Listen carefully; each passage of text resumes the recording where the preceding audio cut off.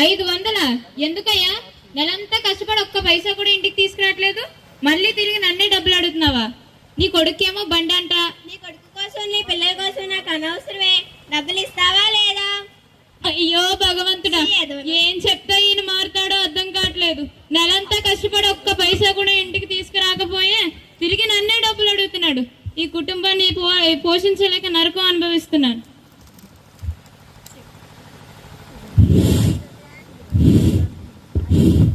అమ్మా అమ్మా, నా బండి గురించి నువ్వేం ఆలోచించావు?